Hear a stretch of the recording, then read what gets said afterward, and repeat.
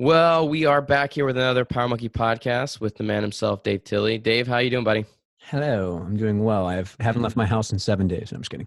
Yes, Yeah. blackout curtains in your own little dungeon up there, away from the world. I guess we should just let everybody know that we are in, I don't know, a week right now of it getting pretty serious with coronavirus, kind of taking up most of the headlines with everybody right now. But we're trying to bring some of our listeners some information that might be helpful, something to distract from all of the craziness, and obviously some insight into a world that Tilley is kind of at the forefront of. So first off, how you dealing with seclusion there, or I'm how good, bad is man. it where you're at? I definitely had I have like the blurry days a little bit starting. You know what I mean? Like I'm trying to be pretty structured. I think that's the best thing we can do is maintain some sort of like, this isn't like a vacation. So like wake up, shower, go for a run, work out, do some business work. I try to keep structure through it, but I'll definitely like yesterday I was like, is it Wednesday? Is it Thursday? Like I don't even know what day it is right now. Oh yeah, That's absolutely. in a little bit. And I think the hardest thing for me, man, is like there's so much change, but I'm having a tough time falling asleep. That's just the hardest thing for me is like I'm seeming to be distracted or I do stuff throughout the day and then I lay down in bed at like my normal bedtime where I'm just like thinking about everything. So that's been tough for me, but adjusting as we all are, man. Every time I went for a real hard run this morning and I was like running hills and I was like, God, I don't want to do this. I was like, oh, but I can breathe. So that's good. Like I'm happy I have my lungs. What do you ever take anything to go to sleep? Anything No, I normally didn't. I used to be pretty good about being able to read and just like tone down and I'd fall asleep pretty quick, but nothing just yet. Maybe I should. I don't know, man. It's some crazy shit. What about you, Chad? Have you had any issues sleeping or anything like that?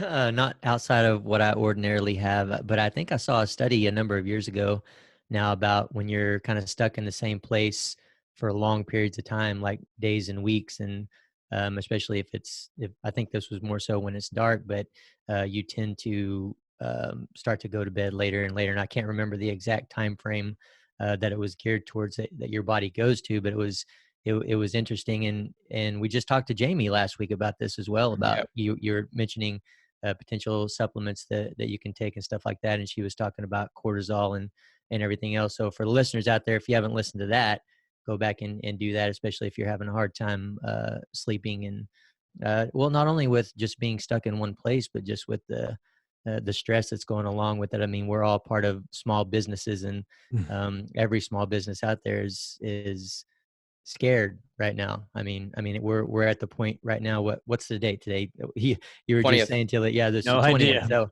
So May 3rd.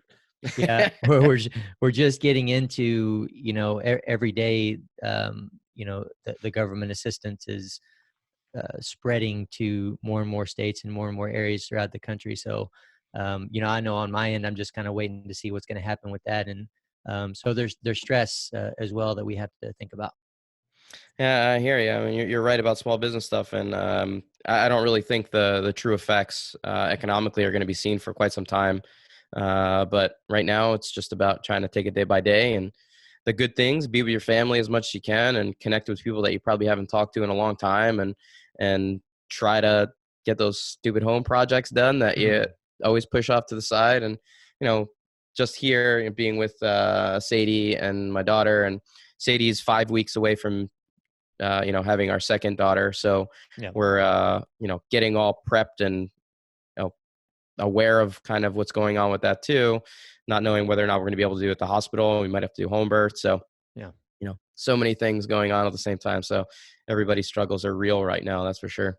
Yeah. And that's the thing is there are blessings in all this too. I mean, and you really have to think about those, if you are at home with family, the extra time you get to spend with family, the extra time that you get to work on some of those projects that are a little bit more random for you can become a little bit more consistent. I'm getting to write a little bit more right now, which I love doing, and projects that I want to finish. So I think it's important to remember those things too. Agreed. Yeah, I agree, man. I've been able to shift a lot of stuff online, and the gymnastics community is really in a tough spot right now with everything going on. So I've been just quadrupling my efforts to try to help them, which is fun, but it's small doses, but you gotta, like you said, one day at a time. Yeah. So Dave, a lot of our listeners might not know exactly what you're doing. within the gymnastics community, how you've been kind of, in my mind, you're leading a charge. You really kind of are at the forefront of really athlete wellness, and your background being what it is kind of lends itself probably more onto just the medical side, but you're doing much more than just kind of testing people for injuries and being preventative, and you're doing much more. And I think it's better for you to kind of touch on exactly all of the little nuances of the projects that you're working on. But essentially, you're trying to bring gymnastics to the next century into a new way of approaching the sport, a new way of trying to make sure that athletes have a safe environment, physically, emotionally, mentally, to be able to achieve their goals and to be able to do it in a manner that allows them to kind of grow as athletes and not just continue to do the same things that our previous generations have been doing. So I know that's a lot, and I know you're working on a ton, but can you kind of go into some of the things that you've been kind of spending your time on right now within the gymnastics community? Yeah, for sure. I mean, I really appreciate those kind words. And honestly, as I've told you many times and other people, I think Power Monkey has been a huge engine behind my work and my company and what I've been able to do. One, from an idea point of view of creative, influx, but also just in terms of you guys helping get behind some of the stuff I do. So I think a lot of this goes back to you guys, and thank you. But yeah, I mean, for anybody that's familiar with gymnastics, it's hard to believe that there's something worse right now happening with the coronavirus. But before this, we were in a bad spot politically and from a media point of view because of everything that happened. And I don't want to rehash the past, but what happened with the abuse scandal opened Pandora's box to maybe the cultural side of gymnastics, and some things that we all kind of felt it a little bit were not so great in terms of not everybody, the way a few people were acting. And so it was just a combination of luck meets opportunity, where I was working pretty hard on some of these things already. And it allowed us to have a discussion about, what needs to change. And in my mind, I see my work with Shift and online and what I'm doing is kind of like three main pillars of what needs to happen. So one is a much more mandatory and structured education system. So I think we need a mandatory, you have to go through levels of courses to become a certified coach in gymnastics. And I think you have to do that to protect your athletes, but also to make sure you're doing what's scientifically supported or what multiple successful coaches have said is probably this best technique or something like that. So I'm trying to weigh in a little bit on taking, what I think my gift of curiosity is to put that into a digestible package for coaches.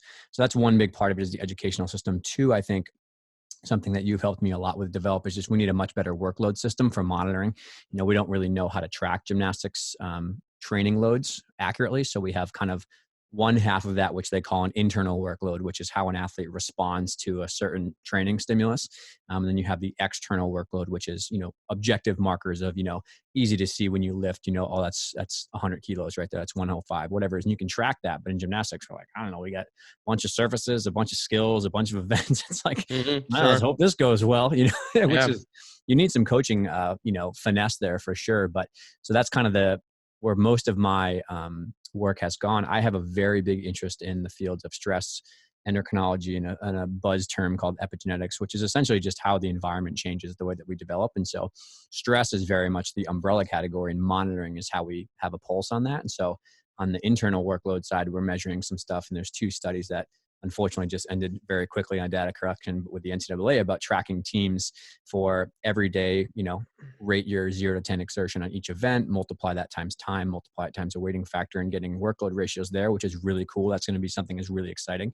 But on the external side, I just started doing some data collection on accelerometers that go through the shin with like straps, and you wear those while you tumble. And I sent you the video, Dave, but that's really cool as a prospect. So like the external piece of force on impacts is a good starting point, internal on that side. And that goes into wellness and asking your athletes how they feel and stuff. So that's the second facet. And the third facet, which I think everybody already knows is happening, is just culture, guidelines. I think we need really clear set behavioral and ethical standards about how you act in front of athletes and kids and what you do and don't do. And it doesn't matter whether you're coaching preschool gymnastics or you're an international elite and you've been to the Olympics. We should all adhere to the same guidelines of what it is to be a good human before you're a good gymnastics coach. So that's kind of the three-pronged approach that I kind of have right now.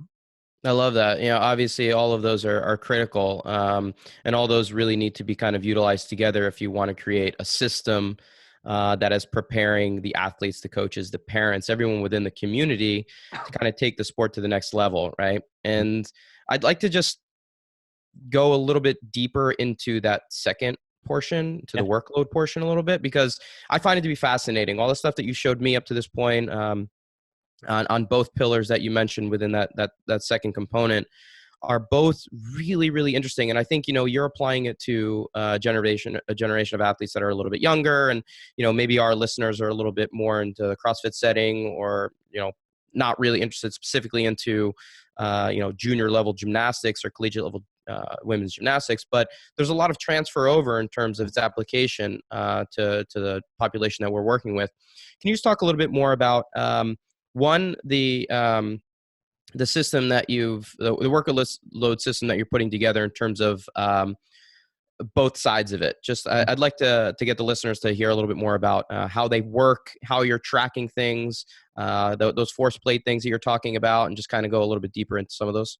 Yeah, for sure. So it actually is way more parallel to CrossFit than people think. And I think Olympic weightlifting as well, because originally the one step back is that this all came out of a very big body of research that Tim Gabbett is leading in workloads. And there's people who are criticizing the ratios that he used and stuff, rightfully so, because it doesn't tell you the whole picture, and he'd be the first person to tell you that. But it came from a need to have a way to objectively monitor a sport that's a little bit more abstract, like gymnastics. But a lot of these sports fall into the category. So CrossFit, wrestling, for example, like water polo and gymnastics, it's really hard to get good numbers behind that kind of stuff. Soccer, you slap a GPS monitor on someone, you can just see how long they run.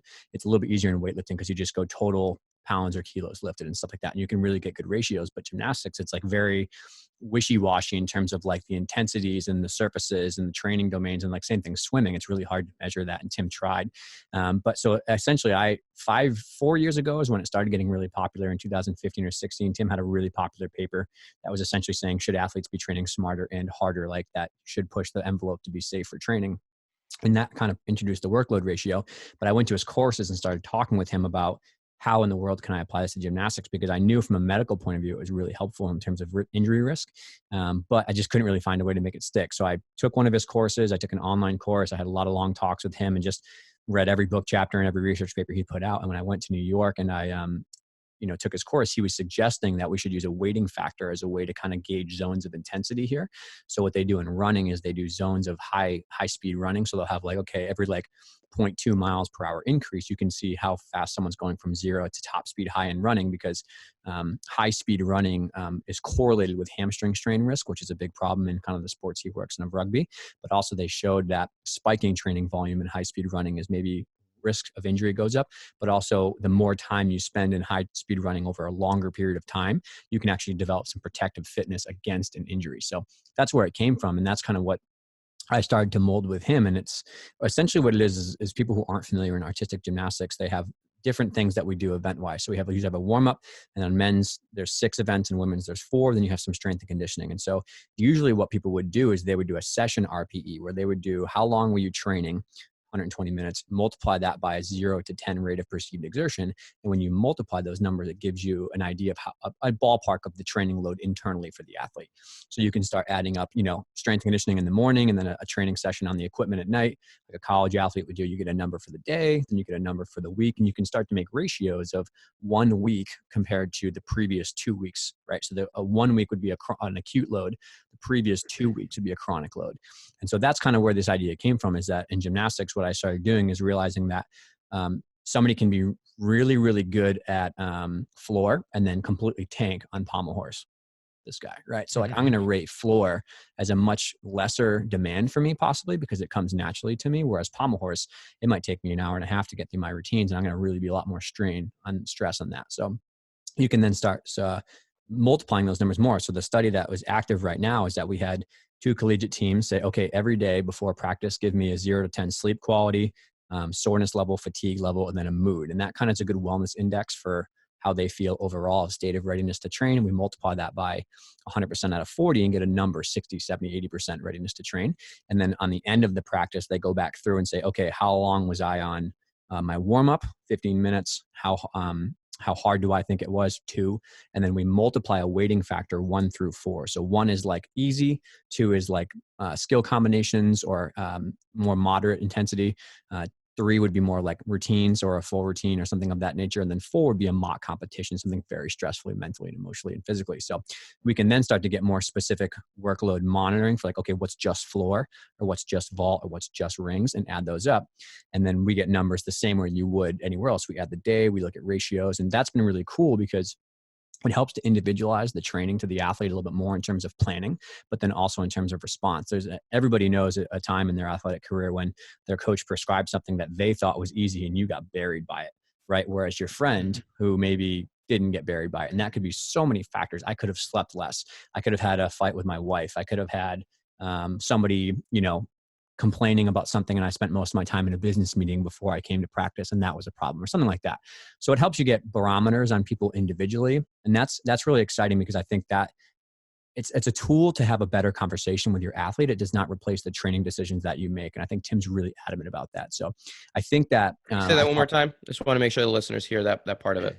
Yeah, it's a tool that you can use to have a better conversation with your athlete. It does not replace your coaching decisions. It's not like you look at the numbers and you treat people as data sheets and you don't actually have a conversation with them. And that was the first thing Tim said at his course. And I was surprised by that because I had just been reading numbers and numbers from Tim for the last 6 years. So that's really important that it's a tool you use to better inform your training. And I think the other thing along those lines is that we shouldn't be trying to be stuck in a box with some of the monitoring tools. I think it's really important to integrate it as one piece. And I think the reason it matters for people listening in CrossFit is I've had some long conversations with Jay Leiden about this kind of stuff. And I think we could do a very similar thing for CrossFit. And Dan and I have talked about this, Dan Pope, whereas you could probably have your training sessions. So say you do a Hinshaw workout in the morning and you can rate that. And then you go do some active recovery stuff and you can rate that. Then you do a weightlifting session, you can rate that. Then you can go down and do some Metcons at the end of the day. People are training pretty hard. You can start to play around with some numbers there. And the biggest reason we're doing this is because we're trying to get an opportunity to look at what your stress system is doing and have some ideas about what's happening from a recruitment point of view. And we can go into some of the physiology of stress down the road, but it gives us an objective way to look at how the system is running instead of just being like, no, I feel okay. Like I don't feel okay. And there's sometimes when you maybe want to push really hard, but you realize you're redlining a couple days in a row. And so you got to pull back. Or there's times when you might be under training. You got to get the fire going a little bit and you can push it pretty hard. So that's the internal side. The external side, do you want to talk about that first? Yeah, I just a couple of questions in there. One, it's fascinating, right? To be able to kind of create a standardized way to track really optimizing training. How do we optimize training from all of these different facets? What goes into it from a mental, an emotional, physical standpoint, and can we put a number to that? And what you're doing with it and being able to actually find a route to be able to say, okay, this is where you are today, physical number, this is where you should be. I think it's going to go such a long way in being able to give the coaches and the athletes something to shoot for and something that's a little bit more concrete in terms of what they're trying to get out of their training. The question that I have for you is, how realistic is this? Yeah. This seems super complex. Yeah. The everyday coach, who are you working with? What's the average age of the person that you're testing with this? So in the athletes that I piloted with myself, it was ages 14 to 18. And then obviously the NCAA teams are ages 17 to 21. Right. So you have teenage population for a majority of it, 14 to 17, 14, 18, and then the collegiate level. For a majority of people, 14, especially high school students, I remember when I was in high school, like my priorities were not to every day I go into the gym, worry about what my mood was, what I ate, how much I slept.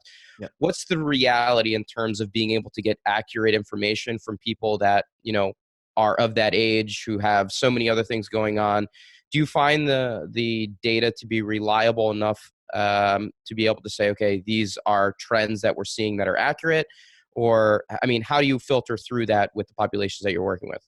Yeah, that's a great question. It's something that I unfortunately had to face the reality of, right? So you have like this mad scientist point of view when you set up a program, and you guys know, and anybody who's a coach does this, they sit in their whiteboard for like 3 hours, like, oh, I'm going to do this and that. We're going to cross-reference that. It's going to be like, I'm going to invent NASA all over again, right? And then you implement it and you get like 3 boxes filled out. And you're like, what the hell? This is perfect. Awful.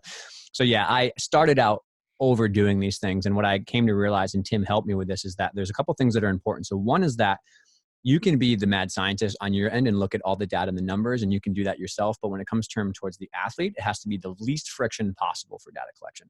On the coaching side, it has to be the least friction possible for essential things you need to know. And so this is where I work with my software engineer to kind of build this, is that we have narrowed it down to answering 4 questions before practice in a very quick number database on your phone or something like that. I used to do it in binders, but now with the studies, they can do it via an app.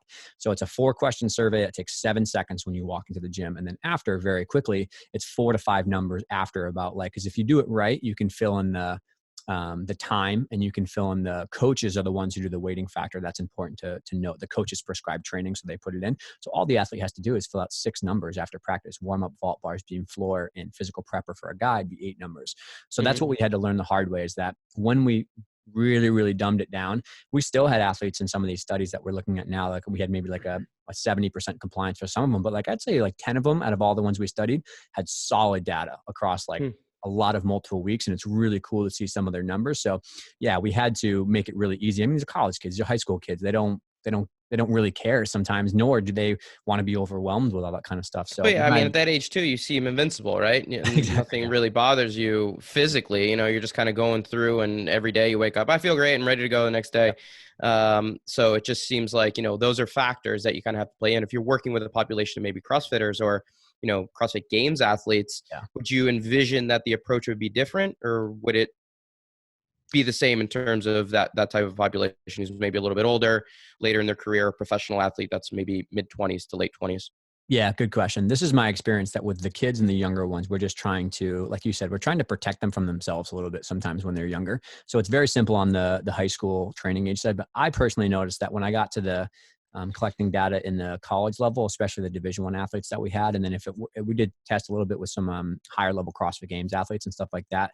When you got into that population, they start to really want to know. They want to understand. They want to know what's going on under the hood of their own body. So in that circumstance, the other piece that I was going to say is that we have a coaching report that gets pumped out from the data. It's a 1-page report that says what you need to know and how it influences training. You see the trends of their wellness, you see the trends of their acute to chronic workload ratios, and it's really, really helpful. That was where I just put my coaching hat on. I'm like, okay, what do I need to know when I'm walking into practice? And we would generate reports for the coach to look at just all of the athletes week to week.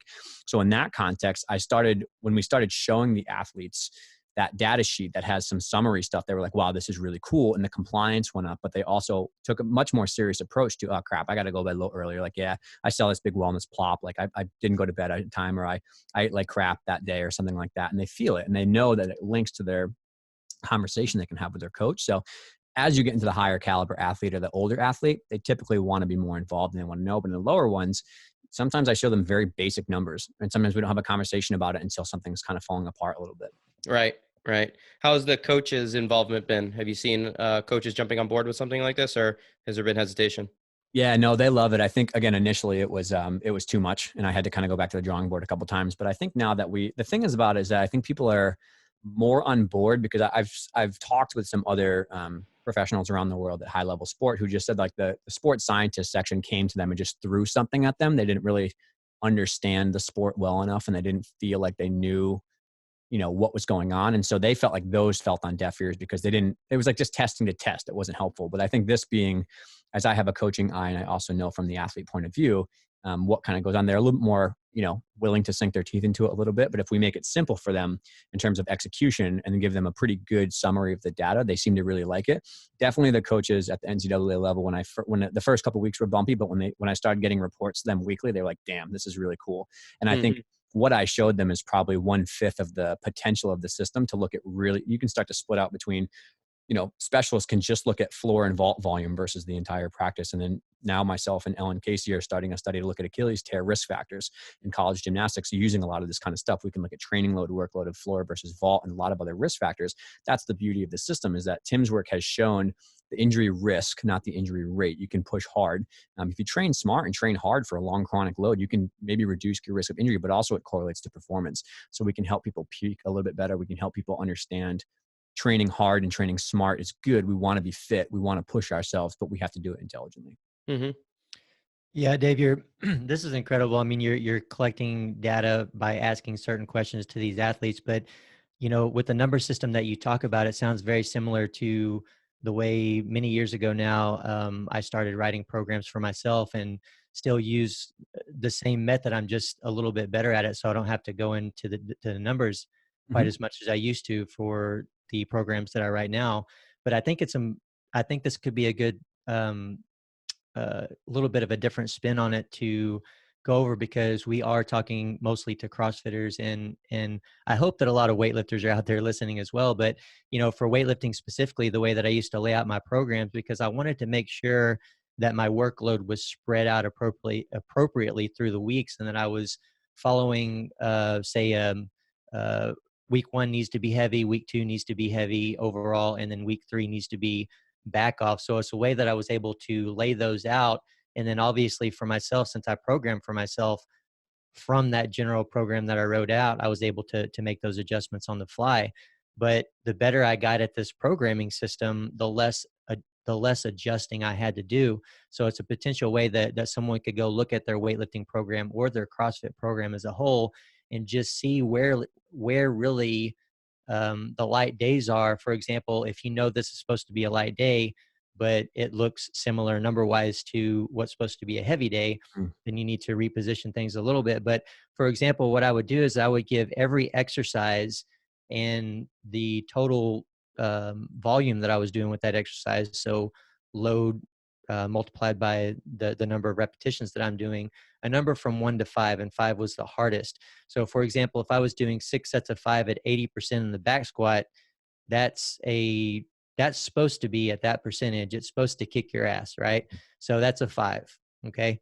If I was doing, say, a strict muscle snatch just from the standing position, where I'm not putting any power into the bar, it's going to limit the amount of weight that I'm going to be able to use in that specific exercise. So I'm going to give that exercise like a 1, right? So I had a certain total number for the day that I wanted to hit if that was supposed to be a heavy workout.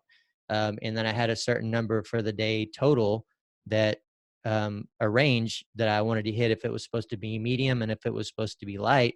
A couple other rules that I would follow is that I wasn't allowed to have any more than 1 5 in the same workout unless it was close to competition and I was doing a max snatch and a max clean and jerk.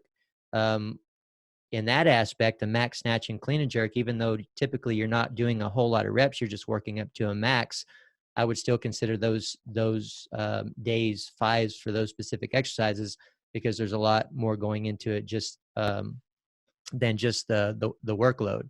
So kind of following those rules and seeing truly number wise how well the week is laid out and how well the weeks are laid out really is how I developed the ability to program, in my opinion, better for other athletes. But again, I think it's a good way that, in combination with using this type of system that you're talking about, not only for gymnastics, but other sports, for CrossFit and for weightlifting as well, just in regards to how are you feeling this day, and hey, this exercise is supposed to be a 5, for example, in the terms that I'm talking about, but it felt more like a 3. Well, we might need to change the numbers that we're giving to the exercises and the loads that you're using. So I just thought it just reminded me so much of the way that I used to program for myself, and like I said, still do now.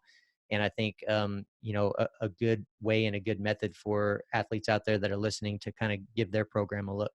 Yeah, absolutely. Super well said. And I can kind of summarize 2 continuing points I think would be really helpful for people to kind of understand these concepts. And so the one thing you have to remember is that our stress system and the way we adapt is built for an acute load followed by a recovery period. And the same system that is built from a hormonal point of view and also from a systematic point of view is good in the short term, but can kill us in the long term. So it's like not good to keep flooding your body with cortisol and with chronic stress hormones and stuff like that. It's not designed for that.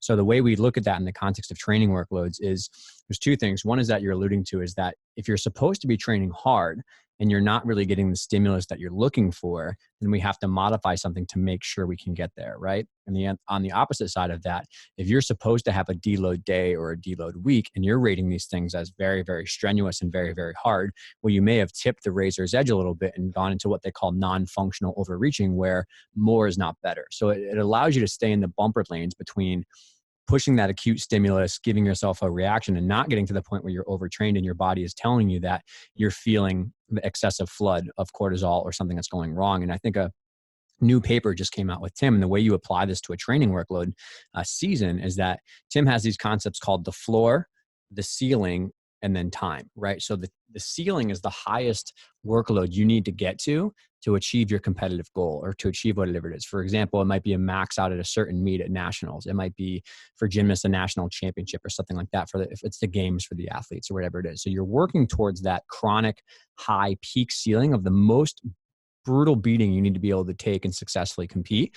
And then you look at, okay, and when I'm starting my preseason, what's my floor? Where am I at right now for my training load? If I have taken an off season or I haven't really trained too hard, I have a floor down here and I need to get to the ceiling, right? If you really push those things together and you spike your training load and you don't work out long enough, early enough, and you jump from the floor to the ceiling, the risk of injury is very, very high. So one way you can manipulate your programming is try to extend the proper dosage of time to get from the floor to the ceiling. But it requires, which is where some of the studies I'm doing now are normative data studies to try to look at what's hard for what's an NCAA season look like, what's it called, like for you, it'd be like, what's a season of CrossFit look like? What's a season of weightlifting look like? You can look at the chronic load you need to get to be safe. You can then say, okay, so I'm at 1,000. I need to get to 10,000. How can I do this safely over rising peaks up and down where I crawl my way up to that? And that's how you have monitoring let you get there, but you can kind of play with those. If you get an injury, Tim calls you're in the basement now. If you get an injury or you really had a crappy preseason where you did nothing for 2 months and just sat on your butt, well, now you're in the basement, right? You need to get to a higher preseason level of fitness. So maybe you can achieve an even higher level of ceiling, to try to get yourself higher. But if you know the demands of what you're trying to get to with monitoring, you can plan a program over 6 months or 8 months to really get there safely and not just, throw crap against the wall and hope it sticks and hope you're fit enough. Yep. Yeah. So a lot of that has to do with kind of gradual training and Yep. periodizing your training correctly, as opposed to just saying, that, oh shit moment, the competition's coming. Am I prepared? Am I not? Let me just, dump a bunch of stuff in here and hope for the best at the end. So, well, that's the way that I train now, Dave, as a master weightlifter. Is just I decide that I want to do a competition out of nowhere, and then I do a couple snatches a few days before, and I'm good. You're probably an outlier here because you do that, and then you set world records. We call you a statistical anomaly. Yeah, we don't really want to use you as an example, Mr. No, that's not good. But that's in your immortals, Chad. Yeah. Well, but there is something to be said for the amount of training that I and we all put in for many, many, many years that, brings our strength level and skill level up to a place where you can get away with a little bit more of that. But yeah, certainly, those, like you said, Tilley, those things were built into over many years and over and over and over again through different cycles. And in weightlifting, that means that very typically, you're going to see pretty much the same thing in almost any weightlifting program. We're starting off with lots of reps and lots of volume and the strength movements and squats and presses and deadlifts and, lighter Olympic lifts, lighter snatches and clean and jerks and variations of those and working on technique. And then we're going to come to a crossing where those reps are less in the squats and the reps start to increase up in the Olympic lifts as the load starts to increase in the Olympic lifts. And though we're still lifting heavy in the strength movements, we're not doing a whole lot of volume there towards the end. Most of our volume is with low repetition snatching and clean and jerks, but accumulating more repetition there as well. So if your program, if your weightlifting program specifically, and your CrossFit program too, doesn't look a little bit like that, where you can noticeably see difference in phases, can you noticeably pick out phases in your programming? And if you can't, then you probably need to do something different. Yeah, completely. And I agree. And it's cool for me. I mean, on one side, it serves the geeky curiosity that I have to understand this whole thing and understand what's going on with myself as an athlete and a coach. But at the same time, I think it really allows us to have a good conversation about, the emotional well-being and the physical well-being of the athlete. And I think that's really important. I think that all of us, everybody wants to compete, they want to win, and that's definitely a way to use this tool. But for me, I always have a large amount of empathy for the athletes themselves. And especially as you work your way up into the higher level ones, I feel like sometimes the athletes that I've worked with at the games level or the elite level on the gymnastics side, they sometimes feel as though they're just the athlete, and people forget they're humans, and they forget that they have emotions, and that they're going through very high stress situations. And it's a lot, especially on a young elite kid. So I think that it helps me to just have a better pulse of empathy on them, because you can see what's going on and have a conversation. And that's personally why I spend so much time on it, because I think that's probably a little bit more important. And then it does help you from a performance point of view as well. Well, Yeah, well, Dave, somebody's got to put. No, go ahead, Dave. I was no, just go gonna ahead, say, Jay. somebody's got to put that type of work in, and then there's nobody better to do it than you, Tilley. That's for sure. Thanks, man. So, Dave, you were a gymnast yourself, competing at the collegiate level. When you were a gymnast, how much weightlifting did you do as part of your training?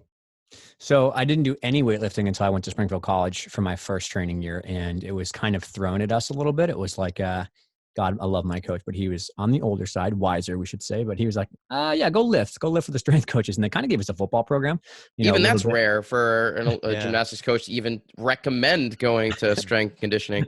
Yeah, I think it was just like part of their program that every other team was doing. And so they kind of had to, I don't know. But we had some good GAs who helped us out. And so I didn't do any weightlifting as I was going up. But then I started in college. We lifted 2 days per week in the preseason for like maybe 8 weeks. And then we stopped during the year. And then I kind of worked out on my own a little bit in the summers, but I didn't really use that much at all. And to be honest, when I was a younger coach in my 21, 22, and I had a massive ego, I was like, nah, no gymnastics, no weightlifting at all, like only calisthenics, all that kind of stuff. And I got humbled very fast when I realized how much of an idiot I was and I didn't know enough. And so I started studying more. And this came from the CrossFit gym that I started to be a part of up here in Boston. Matt Fraser's old Olympic coach was actually the coach there for Olympic lifting, which is wild, Andy Tisch. So I learned a lot from him. And then I started getting involved with Power Monkey more. And I listened to Jay and Chris and everybody else and Chad. And I was just like, all right, I know nothing. And I started to kind of investigate and sprinkle in. I was doing my sports boards there after my doctoral work. And so I kind of was getting a dose of that from the medical side. And everything was pointing towards this is a no-brainer. This has got to happen. This is like, every medical provider is doing it. Every other sport is doing it. And I think we just don't have the right formula. And then over the course of like 5 years, as I became a strength coach, I found there's a lot that gymnasts, I think, shouldn't do, but there's a lot that's very, very beneficial, and all the myths and misunderstandings can be pushed away. Yeah, you mentioned myths there, Tilley. In gymnastics, there's certainly a lot of myths about weightlifting, lifting weights on a regular basis and what it can do to your body, bad things that it can do to your body, but also in other sports and in CrossFit as well. I think some of those myths are similar. Can you go over maybe just a couple of the ones that you feel are most common? Yeah, for sure. So the three most common ones that I hear this from the gymnastics side. I hear this from the general consumer to CrossFit side. And I hear this from the medical community as well. One is that weightlifting will automatically make you bulk up, like, and just become like, what's that guy from the Fantastic Four? Like all the stones, like make you look like that. Thing? Yeah, the thing. Yeah, exactly. So that's people think that like, oh, I can't lift a weight because I'll become like Arnold Schwarzenegger, right? And that's just not true. There's so many, and I learned this from the Olympic lifting community, because I think I met Jess Lucero at one of the camps, and she was saying how much volume she has to put in, how much work she has to put in to get like a little bit of extra lean body mass on her legs or something like that. Like, it's crazy how much you have to lift and eat to gain that much, to get stronger, to lift even just 1 or 2 kilos more. So that's not true. It comes down to the exercise programming. It comes down to nutrition. It comes down to the total work that you're doing, the type of exercises you can program for power biases over true mass and strength if you're looking for more like a body weight explosive sport like gymnastics. And so, I mean, if that were true, I think Rupert told me this, if this myth was true, every high school boy would be massive, right? Because all they would do is just want to lift and get huge. So that one you can throw out the window. The second one that people kind of talk about is that you'll lose your flexibility. And I think that this one comes out of acutely, yeah, you lift hard and you lift heavy, like the next day or so you have DOMS, delayed onset muscle soreness, and you're definitely sore, but most people recover within a couple of days. And I think the problem with this comes out, one, because people don't have a well-balanced strength program. They're doing a lot of repetitive movements. Gymnastics is guilty of this. I think CrossFit is guilty of this. So that's part of it. But also too, is just the research suggests that if you're doing proper, programming, and you're also using maybe more of an eccentric and a pause or a tempo bias, you can probably actually protect yourself in full range of motion. And I think that most people would know that weightlifters are very mobile, gymnasts are very mobile, and many other athletes are very mobile. So that one is typically able to be thrown out the window as long as you're thinking intelligently. And the last one is that you'll just automatically get hurt. And I always say that this one is a little bit hysterical and hypocritical, because if you think that lifting a 20-pound dumbbell or a 45-pound barbell or deadlifting 135 is dangerous for a young kid, but you're allowing them to do gymnastics, which has forces that are quadruple your times in body weight, that's a little bit, hypocritical. So it's like, you have to think about what you're doing. If we let kids do double backs on floors, or let kids throw a baseball, at 70 miles an hour, then we have to also be kind of on the fence of making sure the injury risk is lower for both. It's all about programming and having a good coach and proper technique and proper progression, everything you would say for a weightlifter or a CrossFit athlete or for a gymnast. This is just no different.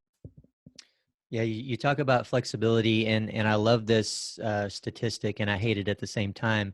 Gymnasts are known as the most flexible athletes in the Olympics, and weightlifters, contrary to misconception and what makes sense to a lot of people, are second, right behind them. So I wonder, can you compare the typical mobility and flexibility strengths that a gymnast has versus weightlifters? Do you feel like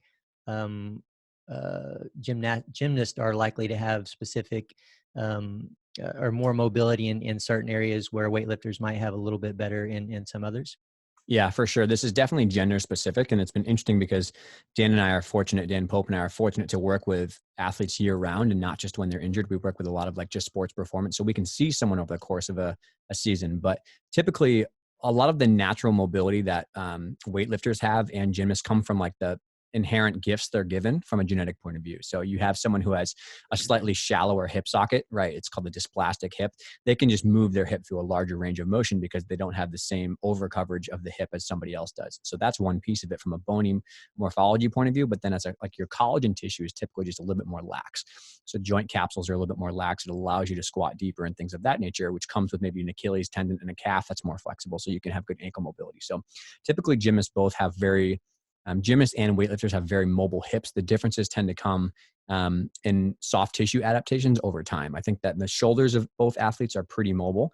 But what we're finding in CrossFit for sure, if we think about repetitive stress, is that the more you use the same motion over and over and over, you lose flexibility due to soft tissue stiffness and some of the overload there. So baseball players, for example, after they throw an inning in a bullpen, and our boss Mike did this with the Red Sox, we saw a loss in IR within an hour, after right away. And the more you throw, you lose overhead flexibility as well. And so we're finding that in gymnastics with if you watch how hard they tap, we find that. But Dan and I have also found that pulling off the ground quite a bit and keeping the bar close can definitely make your lats and your teres major get real stiff over time. And when you squat out of the bottom of a front squat or a hole, your adductors fire like crazy to get that first 25% up. So it's we see a lot of adaptive stiffness in the adductors and the underarm of the weightlifter or the CrossFit athlete, especially when CrossFit athletes are doing touch and go reps.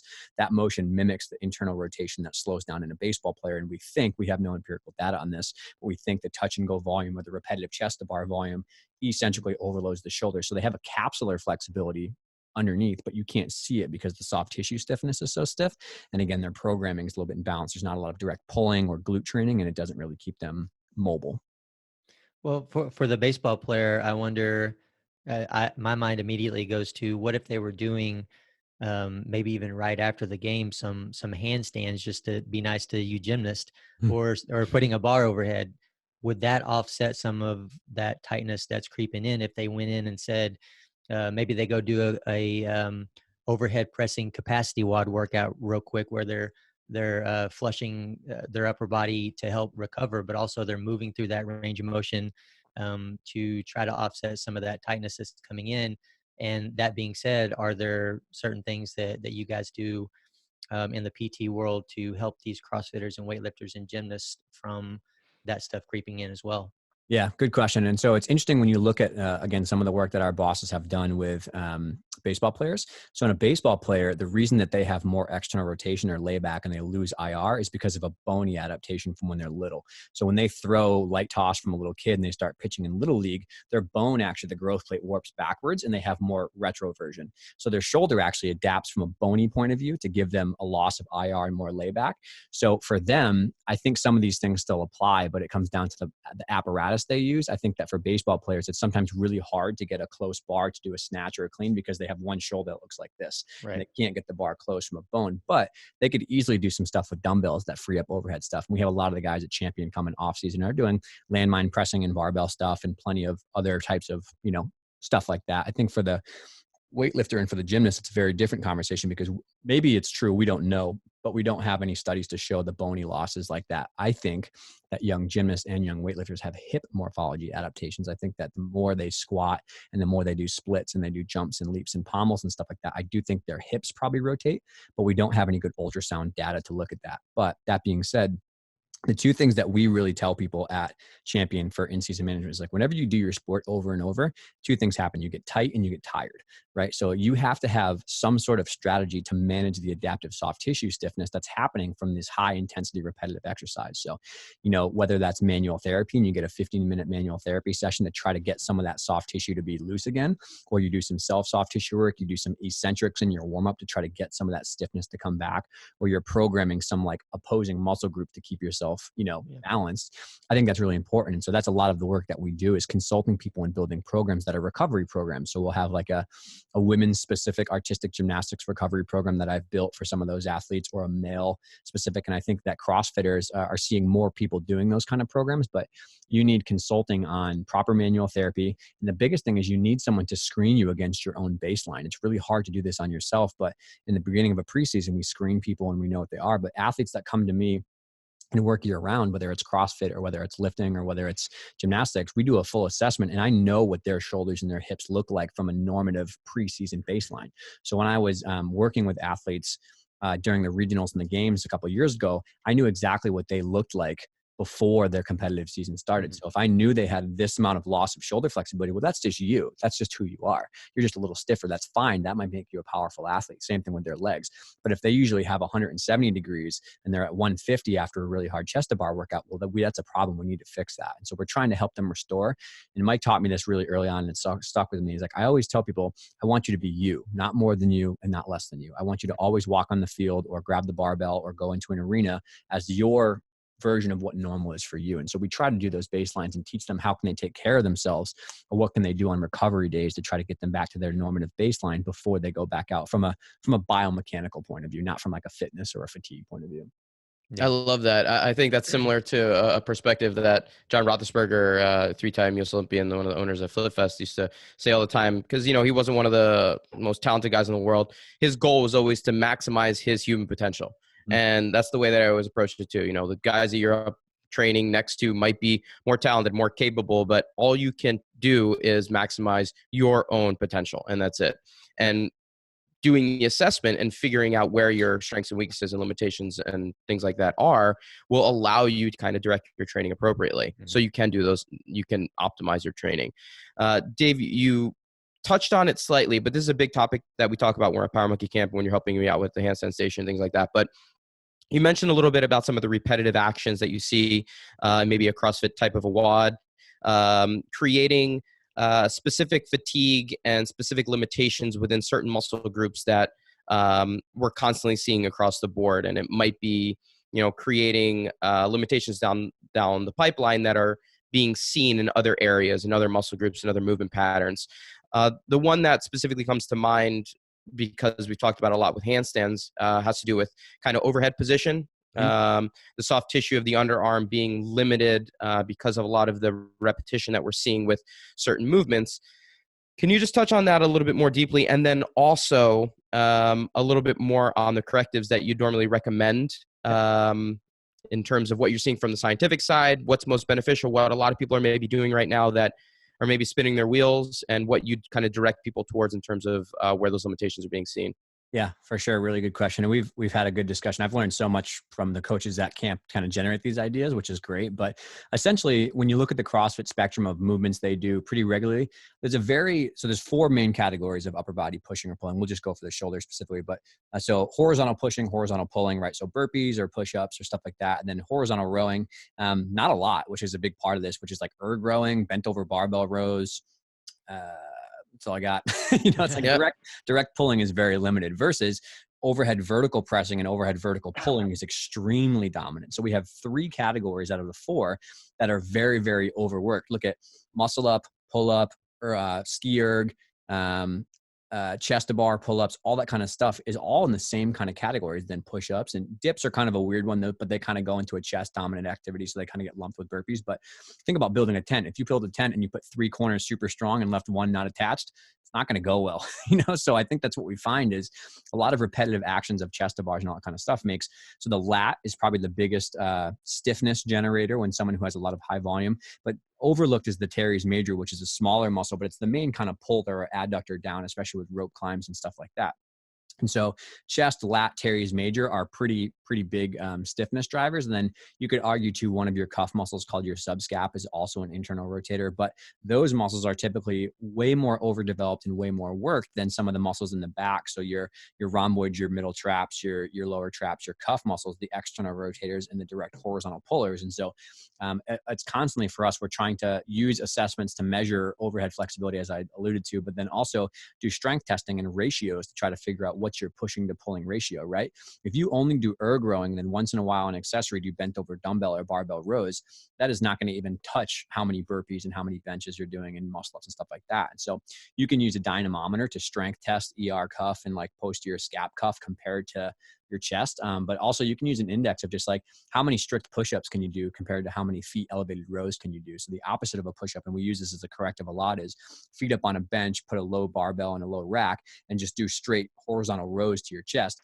I am willing to bet that most people out there could probably do 100 push-ups if they needed to, and could probably do 40, maybe good quality horizontal face rows. So those are usually what 100 push-ups, Dave. That's you're giving a lot of credit to a lot of people out there. 100 push-ups straight. That's not easy to do. If you can do that, that's impressive stuff. But percentage-wise, you're saying it's about 40%. That's my estimate. Yeah, we don't have ratios, but I would say it's probably a 25 to 40% ratio, which is a problem because when you get into overhead stacked positions, you need the flexibility to get overhead, first of all, but then your ability to control a handstand or a jerk or catch a snatch is directly related to how much scap strength you have, right? You don't rest on your pecs when you're overhead, you rest on your scap, depression and elevation. So the strength capacity of your upper back to catch that weight or catch that handstand position smooth in a nice stacked position is one part, but then the strength and the endurance, which is a factor of strength, or the power, which is also a function of strength, the ability to do that well with your scaps requires just grunt work, just hypertrophy. And so when we have people who have these issues, and it's common, we usually first approach activity modification and workload modification. So if someone can't get their arms over their head, strict handstand push-ups are probably not a great idea right now. So we put them to a regression where it's angled, or we do a landmine press or a pike handstand push-up and maintain their capacity. But then we're working the soft tissue stuff or the thoracic spine or the neck flexibility, but we're going crazy on upper back rowing. So face pulls, bent over dumbbell rows or barbell rows, face pulls and horizontal rows like I just talked about. We're going really hard in that kind of stuff. And the manual strengthening we do for cuff in the clinic is, it's shocking to see, but I've had some pretty household names, games athletes who get completely smoked by some of our more introductory cuff work. And it just shows you that the ratios are a little off. So we're giving people side-lying dumbbell external rotation, pros T, prone Ys, prone Us at hard enough weight to build hypertrophy, 3 sets to 4 sets of 8 to 12, not, 4-pound dumbbells for 15 or 20 reps because it's like an endurance thing. We need cross-sectional area to grow and get hypertrophy because you're trying to do shit that's 3, 4, 5, 6 times your body weight in forces. And like same thing with throwing a baseball, like it'll rip your arm off your shoulder if you're not comfortable. Yeah. So you have to build strength. So it's a combination of the flexibility work and the recovery work, but then also just like 2 times a week, people leave our clinic with like a noodle arm, like in a good way. We're roasting their cuff and writing an accessory program or a home program that they can still train super hard in many domains, but we're trying to modify things around where their limitations are. Well, I love the strength side and that strength building portion of the component there. And, when we're talking about in the gymnastics world, our phases in the Power Monkey world in terms of how we build gymnastics skills is that first phase is creation of body shapes. It's strength and core strength and mobility. Those two need to be together if we can actually create the shapes that we want to be utilizing at a higher level when we're working on skills. You talked about how you envision balancing out the strength side. What about the mobility component? Can you give a couple of factors and what you're seeing in terms of what's beneficial, how people are applying mobility right now, what are the areas that people are missing out on, and what you're seeing from a scientific side that is actually most critical when it comes to, tackling mobility? Yep. Yeah. Very, very, very good. And I think this is a situation where you have to follow the evidence and you have to follow the bird's eye view of the literature. You can't just go on YouTube, Johnny Pants 44 who owns a gym and he says this is a really good exercise. Like, you have to really follow empirical data. And I think that there's a lot of things that we know from the research world may be helpful for mobility. And we have to try to use the best of them that we know, right? So the approach that we usually use, and I think manual therapy and foam rolling and stuff always comes up as the first thing as people are jumping to. And don't get me wrong, it has a role to play, but it is definitely not the only thing you should be doing. If you foam roll for 40 minutes and work out for 10, that's a big problem, right? You need to really have a structured plan of get a screen and know what muscles are involved, which is what we just talked about. But once you know that, have a few things that you know are super helpful. So foam rolling or manual therapy does not break up scar tissue. It doesn't break down adhesions. It doesn't do all that kind of stuff. The best research we have right now is that it temporarily reduces the threshold or the pain sensitivity of muscles to tolerate stretching. So it just desensitizes essentially for you to be able to do the movement. Yeah, there's two factors, right? There's a mechanical factor and there's a neurological factor. From a mechanical point of view, people think that it's maybe more blood flow to the area. There's more water hydration, which makes the muscle maybe a little bit more pliable. And that maybe you do get some relaxation from a neurological point of view, or these receptors called nociceptors, which transmit pain, maybe we calm them down over time, right? And so there were some big literature reviews that said that foam rolling does not have to hurt to work. You don't need to put a spiky foam roller and light it on fire for it to work properly, right? Just basic soft tissue care, 30 seconds each side for muscle groups is probably okay. And again, the research is mixed, but we still use it. People move better. They feel better. It's 1/5 of our program, right? Next to that, something that's well supported in research that everybody knows is just classic stretching, right? And the biggest thing about stretching is that you have to understand you're doing it for a specific reason to get a specific muscle group to stretch, right? So some stretches might be more capsular in nature. And you and I have talked about this before of just cranking your arms overhead is probably not going to get the lats themselves because it internally rotates your shoulder. So you have to be externally rotated, and grabbing a stick with your elbows close on a box is a really good way to do this. But externally rotating gets the lats and the teres major more. So when you lean back, you feel a stretch here under your armpit, not in the top of your shoulder. One is subacromial impingement, which is not helpful. One is a true soft tissue stretch. So once you understand screening and you can get a proper diagnosis to stretch certain muscle groups, 2 or 3 stretches, right, probably are better to do every day consistently than blowing yourself up in a 90-minute stretching session. And the research reflects that, which is where I was going next, is a big systematic review, looked at all these different studies and said, what type of stretching is effective and why does it work? And so what they found is that 30 seconds or so of a well-done stretch every day, 5 to 6 days per week, 2 sets of 30 seconds was just as effective, if not more effective than many other types of stretching. And they all work, static stretching, PNF stretching, but the consistency was more important than intensity. And I think that's the takeaway here, is that doing something that you know is helpful from a diagnostic point of view every single day helps calm down that pain sensitivity of those nociceptors, we think. And it also just adapts the muscle to getting comfortable stretching, right? Stretching is uncomfortable as it should be, but the more you do it, the more desensitized those nerve endings get. And that's what we think as of right now, we think is the main reason that stretching kind of does its thing, is they have these people in these research studies, and I don't know who volunteers for these, probably grad students who need money, but they put them in this terrible hamstring stretching device and they stretch them every day for 6 weeks, and they measure the properties of the stretchiness of their muscle fibers. And we don't see muscles truly getting longer in series. We see muscles that are, a couple studies do, but we see most of the studies support that the muscle length is not changing. Sarcomere-genesis is not occurring, but there's still range of motion increases, which is well, what the hell is going on there? Well, it means that the sensitization is lower. So they don't actually have longer muscles. They're just, more comfortable stretching. So in summary, a little bit of foam rolling to the proper muscle group, proper stretching every day, and then following that up immediately with some eccentric training, which we've talked about. But Concentric being when you close a joint angle, eccentric being lifting a weight when you open a joint angle. And the research does support in some rat models and some other models that if you do eccentrics over a long time, then you have some elongation of those muscle fibers, right? You can induce sarcomere.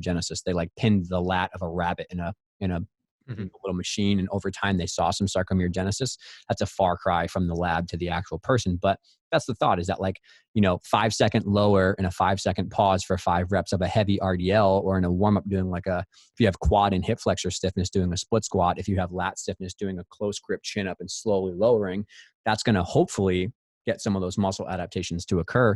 So then you go through and you do some strength and conditioning type stuff to balance the opposite, like we talked about. And then you just go do good technical drills, like empty barbell or whatever it is, to reinforce that motion, or like a handstand. And you work through a circuit like that, like a little bit of foam rolling, a little bit of stretching, 5 eccentrics, maybe a couple drills that you're doing for an overhead press or a handstand push-up that you're doing. And doing that for a couple of rounds in a warm-up, we found to be much more effective than 30 minutes of just foam rolling and stretching and then being like, all right, let's try to do Fran. Right. So it really is a combination of trying to figure out the desensitization that comes along with passive stretching or PNF or foam rolling, the general methods that people are using for gaining mobility. In conjunction with sarcomerogenesis, you're talking about elongating of the muscle fibers, which is shown to be done primarily through negatives, through eccentric action of that specific muscle group. That to me is fascinating. And it's really the only thing right now that's being shown to actually elongate the muscle fibers is those eccentric actions done in conjunction with one another. And I think that's really one of the big take-home points here is if you want to become more mobile, if you want to become capable of getting into a better overhead position, into a better split or whatever it might be, it's a combination of these things. It's not one or the other that's going to be optimal, right? You're suggesting kind of a combination of, yes, some foam rolling that's consistently done and some passive stretching, some PNF, some of these eccentrics, all of these done in conjunction. It doesn't need to be an hour's worth of stretching. It can be done in 15 minutes, all done together in some kind of series, but it needs to be done consistently and it needs to be done with a varied approach, essentially. Yeah, no, absolutely. Yeah, that sums it up very well. And I think we're doing the best that we can to summarize the literature and use what we think is useful. It may change.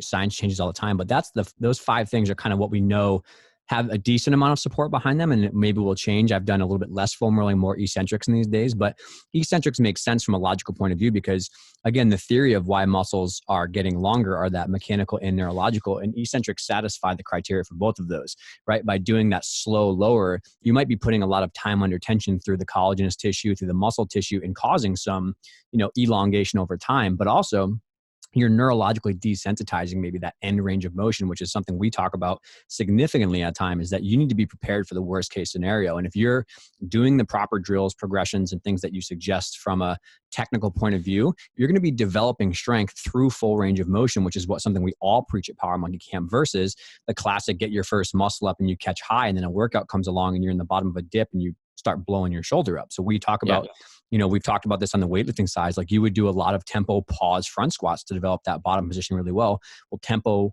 pause muscle ups are equally as important to try to prepare the bottom of that dip position, again, because you're trying to build robustness and capacity of the tissue to handle it from a muscular point of view and spare some of the passive tissue or the passive stabilizers like the labrum or the capsule or stuff like that. Love it. Listen to that. Very, very important piece to your well-being in the long run, listeners. Very, very critical. Mobility and strength. Hashtag save your labrums. Yeah, absolutely. Well, I want to spend just a minute to kind of recap some of this stuff, because I think it's important to point out, and hopefully the listeners are taking this in, how much all this stuff that you've covered, Tilley, works together.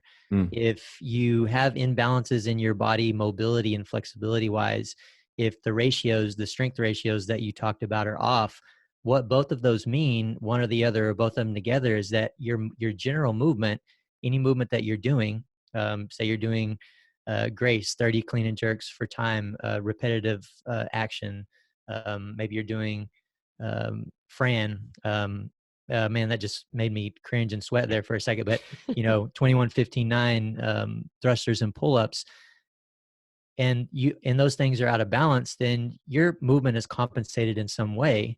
And now let's think about the volume that you're using in your programming. If it's off, you're doing too much, then that's why so many athletes, it makes it pretty easy for me to understand why so many athletes are having reoccurring injuries, for example, or injuries in general, but especially those reoccurring injuries are 100% signs of one of those three things, if not two, if not three of those things being out of whack. So if you are an athlete that has reoccurring injuries, or you know athletes that do, maybe you're a coach and some of your athletes do, then you need to examine mobility balances. You need to examine strength balances, and you need to examine volume. Now, if someone is out of balance mobility or strength wise, then their volume needs to be less, and their program needs to be more and more specialized towards, you know, what they need to be working on. And I think that's kind of hopefully sums up at least a little bit with everything that we've been talking about.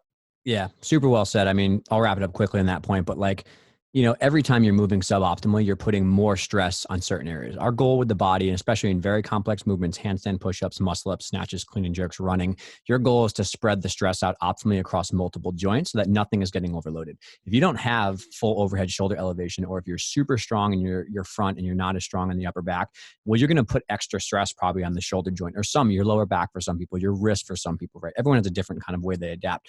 So from an injury risk point of view, you're overloading certain areas versus having shared stress across the whole body. But then from the performance point of view, if we talk about grace, right, with clean and jerks, if every single clean and jerk you have to catch 5 degrees forward and catch that weight and move forward, it's extra steam you're blowing out of the tank, and you're putting more effort and you're putting more time into those workouts. So from a performance point of view, you definitely can't lift the heaviest amount of weight you can lift if you're not having good optimal positions. You're probably at more of an injury risk because you're overloading certain areas, and you're definitely going to blow yourself up faster because you're having to constantly, you know, do extra work on every repetition. If you watch some of the greatest, right, the Fronings of the world, the Frasers of the world, the Catrins of the world, some of their movement quality at the end of the workout is so high because they're disciplined about their technique, and they put in so many hours in work that they can move well, move heavy, but they can also keep themselves at a lower injury risk. Yeah, technique equals efficiency. That's for sure. For sure. All right, Dave. Well, we're already kind of over an hour here, and I could talk to you about this stuff. I don't know why this just maybe excites me, hopefully the listeners as well, but I just love talking about this stuff. It really is something that I find to be fascinating, and not only, you know, really, really cool, interesting topics, but something that's really important for, you know, the sport that I love, gymnastics, and also really applicable to the world that we're living in now with CrossFit and everything. But we're going to be coming to the end. We just got a couple last little questions for you before we get you out of here. First one's an easy one, I'm hoping. One that we always ask our guests. And with your background, I'm hoping you'll be answering. You never know. Correctly. In your opinion, what sport or discipline is better, gymnastics or weightlifting? Gymnastics, absolutely. Thank you. Nice and easy. I think Chad, you just need to start bringing more weightlifters on. I know. I mean, it's definitely That motivating. was a loaded, that was a biased question. Yeah, you would never come back on again, Dave, if you didn't answer. I would lose my job at Power Monkey if I. Well, I mean, I'm very, very motivated to try to find a gymnast somewhere that I can talk into, that I can change. Maybe I can change their perspective and opinion. Hey, maybe, you never know. Whoever it is, I need to find them and get them on here. And it's motivating for me, Tilley, just to stay on top of you at camp. And what did Vanessa say? Have you asked Vanessa? No, not yet. That's an offense right there. Well, Service, who is a weightlifter, did not give us an answer, so I didn't even get a point on that one. He's very diplomatic. Doghouse. Both are equally important. Yeah.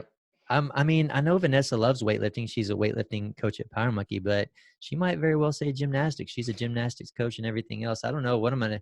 Dave, I don't have a chance. I'm way too at this point. I'm way too far behind. So, weightlifting is in trouble for sure. But in the end, weightlifting and gymnastics, they're a big part of CrossFit. And as we've talked about many times and said in many different ways, they work together very, very well. I think weightlifters should be doing some sort of gymnastics on a regular basis, and gymnasts need to be doing some sort of weightlifting on a regular basis. And that's the best that I can do. That's the most credit I can get.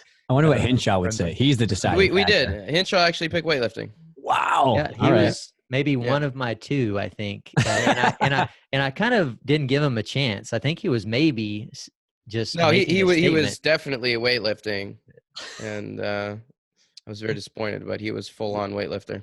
Well, I think he is just being nice to me at that point. He knows how far behind I am. But I thought he was gonna say like tuna fish eating, like we had. if that was an option, he probably would say that. Yeah, for sure. That actually probably is my favorite between the three of those choices, I would say. Yeah, that's fair enough. As a spectator, cringeworthy moment at Power yeah, Monkey. as a spectator anyway. So another little last game we like to play, and what we'll play with you today, Tilley, if you're up for it, is the random question game. So you'll pick a number between 1 and 9, and I'll ask the question that goes along with this.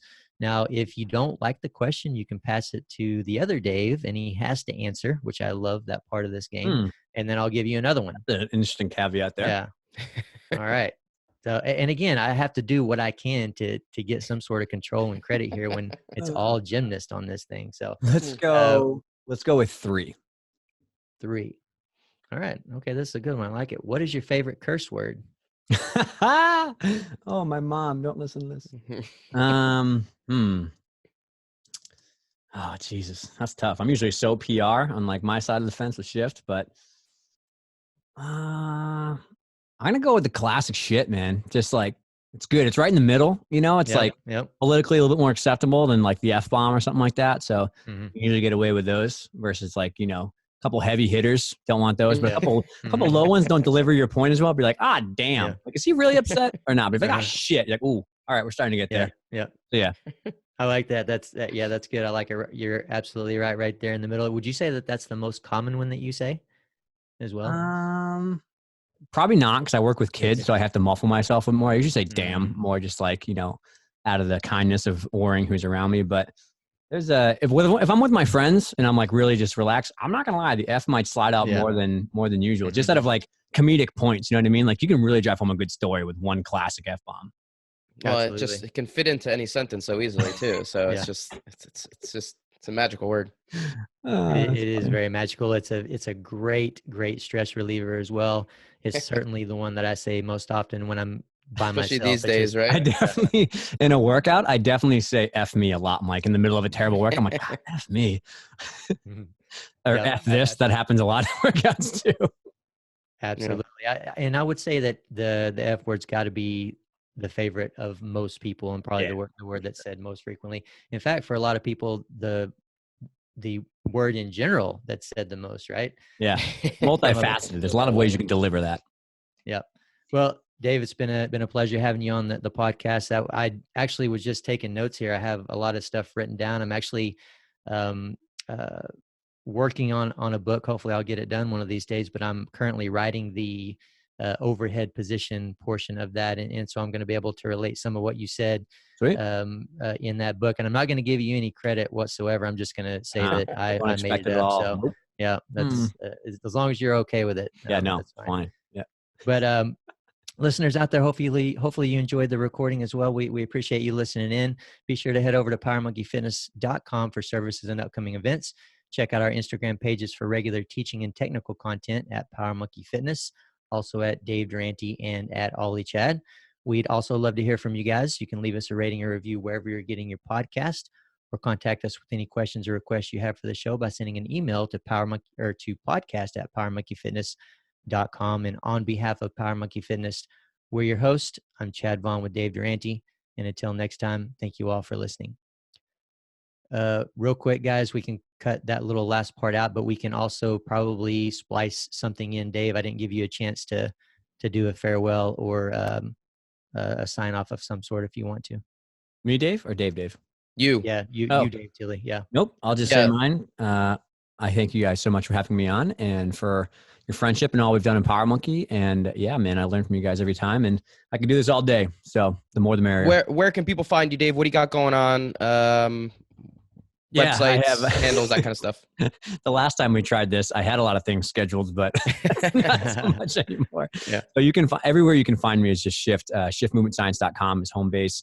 Shift Movement Science on Instagram and all my social media handles. But I don't have much going on. I think the next big thing I'm doing, hopefully it might fall apart, but I'm teaching large free gymnastics clinics at the University of Utah and the University of Alabama that filled up very fast. And they're going to be live streamed across the world for the first thing. Nice. When are they happening? June 13th is the Utah one out in Salt Lake City. That's like the West Coast side. And then July 18th is the one at Alabama. So they are going to host me in July. And so it's a combined free effort to help everybody. They're donating their facility. I'm donating my time. And like I said, if we can live stream, if it still goes on, who knows what's going to happen here with COVID, but fingers are crossed. Fantastic, Dave. Thanks, buddy. See ya.